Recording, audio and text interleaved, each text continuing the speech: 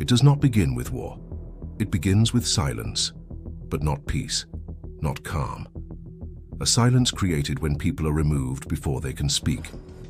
In Cold War Moscow, inside a building called Lubyanka, decisions were made that never reached the public, never reached courts, never reached history books. And for decades, the world believed it was watching a political rivalry. East versus West, communism versus capitalism. But that was only the surface, because behind it, a hidden intelligence war was already operating, and one name sat at the center of it, KGB. But what the world called an intelligence agency was something far more controlled, something far more invisible, and far more permanent than war itself. The Cold War was not cold. It was psychological warfare spread across continents: Berlin, Washington, Moscow, Havana. Every embassy was a surveillance node. Every diplomat was a potential spy. Every citizen could become a target without knowing it. But the KGB did not simply observe. It intervened. It infiltrated governments, built double-agent networks, and removed threats silently. No trials, no public records, no explanations, only disappearance, only silence. But what if I told you, some of those disappearances were never meant to be solved at all, not covered up after the fact, but designed from the beginning to leave no trace whatsoever? Some individuals vanished after criticizing the state. Journalists disappeared after investigations. Scientists were reassigned and never seen again. Dissidents were removed from public records completely.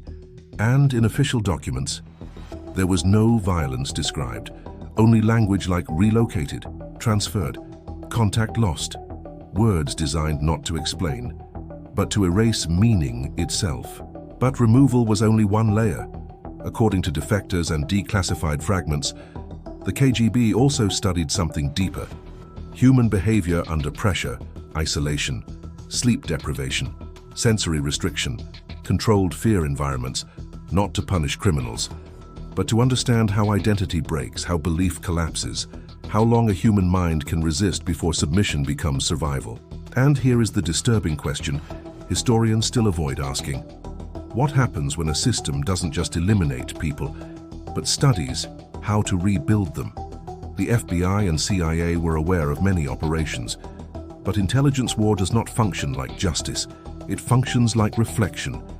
Every action met with counteraction, every exposed secret balanced by another hidden one, every revelation matched with another concealment. And in that structure, accountability disappears, not because it is absent, but because it is distributed. Inside the Soviet system, loyalty was survival. Suspicion alone could end a career, or a life. People learned to speak carefully, to trust no one fully, because trust itself was often the first trap. And after the Cold War ended, the world thought it had finally seen everything. But what if the most important files were never even part of what was released? The Cold War officially ended in 1991, but its methods did not disappear. They evolved, they transferred, they became part of new systems and new technologies. Surveillance changed form, but not function. Even today, historians debate what remains classified. Some believe entire categories of operations were never documented publicly, not because they were unimportant, but because their exposure would change history itself. Because the KGB was not just an agency, it was a system of perception control. And when perception is controlled, reality becomes negotiable. And so the question remains: how many operations were never recorded? How many lives were rewritten into silence?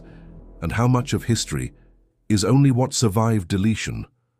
The answer is still incomplete, and it may remain that way forever.